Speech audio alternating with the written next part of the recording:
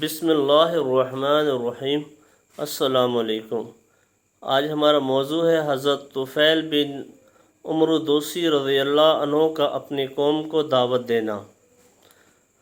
آپ سے گزارش ہے کہ اس چینل کو ضرور سبسکرائب کریں۔ ہم شروع کرتے ہیں۔ محمد بن اسحاق کہتے ہیں کہ حضور صلی اللہ علیہ وسلم اپنی قوم کی طرف سے سخت رویہ دیکھنے کے باوجود ان کی خیر خواہی کی پوری کوشش کرتے رہتے اور دنیا اور آخرت کی جس مصیبت میں وہ گرفتار تھے اس سے نجات پانے کی ان کو دعوت دیتے تھے۔ جب اللہ تعالیٰ نے قریش سے حضور صلی اللہ علیہ وسلم کی پوری حفاظت فرما دی تو انہوں نے یہ رویہ اختیار کیا کہ لوگوں کو اور باہر سے آنے والے عربوں کو ڈرا کر حضور صلی اللہ علیہ وسلم سے ملنے سے روکتے۔ حضرت طفیل بن عمرو دوسی رضی اللہ عنہ فرماتے ہیں کہ وہ مکہ گئے اور حضور صلی اللہ علیہ وسلم وہاں ہی تھے۔ حضرت طفیل بہت معزز اور بڑے شاعر اور بڑے سمجھدار تھے۔ قریش کے چند آدمی ان کے پاس آئے اور ان سے کہا، اے طفیل، آپ ہمارے شہر میں آئے ہیں۔ یہ آدمی جو ہمارے درمیان رہتا ہے اس نے ہمیں بڑی مشکل میں ڈال دیا ہے، ہماری جماعت میں پھوٹ ڈال دی ہے۔ اس کی بات تو جادو کی طرح اثر رکھتی ہے، یہ باپ بیٹے میں اور بھائی بھائی میں اور میاں بیوی میں جدائی پیدا کر دیتا ہے۔ ہمیں خطرہ ہے کہ جو پریشانیاں ہم پر آ گئی ہیں کہیں وہ آپ پر اور آپ کی قوم پر نہ آ جائیں، لہٰذا آپ نہ تو اس سے بات کریں اور نہ اس کی کوئی بات سنیں۔ حضرت طفیل رضی اللہ عنہ کہتے ہیں کہ انہوں نے مجھ پر اتنا اصرار کیا اور اتنا پیچھے پڑے کہ میں نے بھی طے کر لیا کہ میں نہ تو حضور صلی اللہ علیہ وسلم کی بات کو سنوں گا اور نہ ہی ان سے کوئی بات کروں گا۔ یہاں تک کہ صبح کو جب میں مسجد کو جانے لگا تو کانوں میں روئی اس ڈر سے بھر لی کہ کہیں بلا ارادہ آپ صلی اللہ علیہ وسلم کی کوئی بات میرے کان میں نہ پڑ جائے۔ چنانچہ میں مسجد گیا تو حضور صلی اللہ علیہ وسلم کعبہ کے پاس کھڑے ہوئے نماز پڑھ رہے تھے۔ میں آپ صلی اللہ علیہ وسلم کے قریب کھڑا ہو گیا۔ اس ساری احتیاط کے باوجود اللہ تعالیٰ نے مجھے حضور صلی اللہ علیہ وسلم کے بعض الفاظ سنائی دیے۔ مجھے وہ بہت اچھا کلام محسوس ہوا تو میں نے اپنے دل میں کہا، میری ماں مجھے روئے، میں ایک سمجھدار اور شاعر آدمی ہوں، اچھے اور برے کلام میں تمیز کر لیتا ہوں، اس میں کیا حرج ہے کہ میں ان کی بات سنوں؟ اگر اچھی ہوئی تو قبول کر لوں گا، اگر بری ہوئی تو چھوڑ دوں گا۔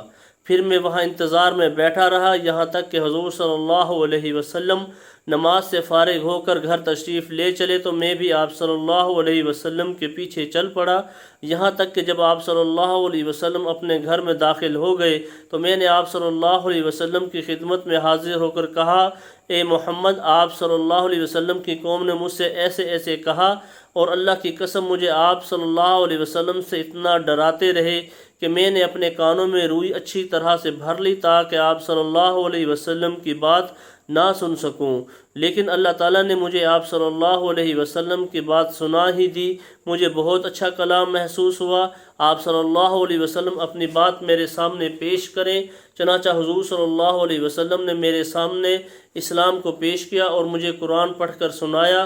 فرماتے ہیں کہ اللہ کی قسم میں نے اس سے پہلے اس سے زیادہ عمدہ اور اس سے زیادہ انصاف والی بات نہیں سنی تھی۔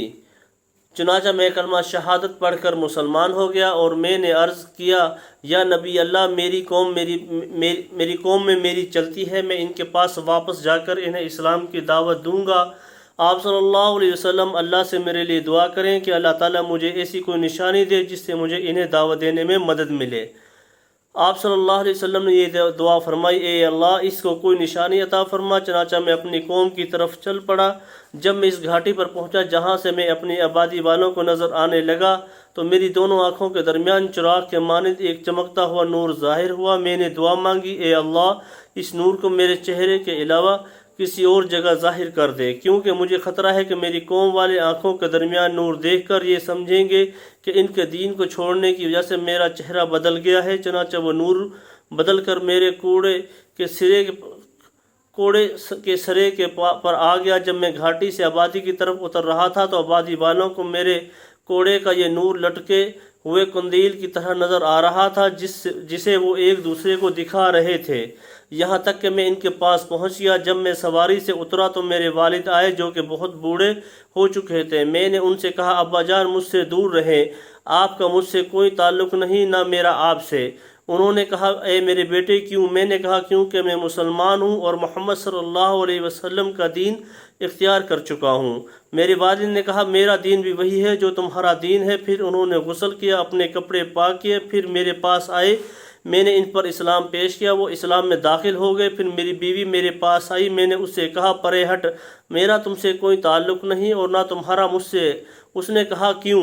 میرے ماں باپ آپ پر قربان ہوں۔ میں نے کہا اسلام کی وجہ سے میرے اور تیرے درمیان جدائی ہو گئی، چنانچہ وہ بھی مسلمان ہو گئی۔ پھر میں اپنے قبیلہ دوست کو اسلام کی دعوت دیتا رہا، لیکن وہ انکار کرتے رہے اور انہوں نے بہت دیر کر دی۔ آخر میں حضور صلی اللہ علیہ وسلم کی خدمت میں مکہ حاضر ہو کر یا نبی اللہ قبیلہ دوست نے مجھے ہرا دیا۔ میں نے انہیں بہت دعوت دی لیکن وہ ایمان نہ لائے۔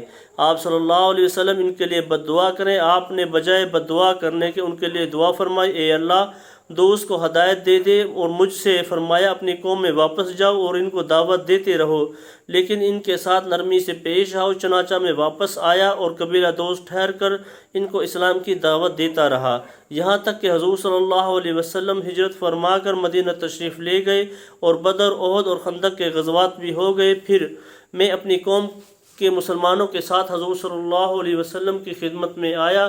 اس وقت حضور صلی اللہ علیہ وسلم خیبر گئے ہوئے تھے۔ میں دوست کے 70 یا 80 گھرانوں کو لے کر مدینہ پہنچا۔ حضرت ابن عباس رضی اللہ عنہ فرماتے ہیں طفیل بن عمر رضی اللہ عنہ اسلام لانے اور ان کے اپنے والد اور بیوی اور اپنی قوم کو دعوت دینے اور ان کے مکہ آنے کے قصے کو تفصیل سے ذکر کرتے ہیں۔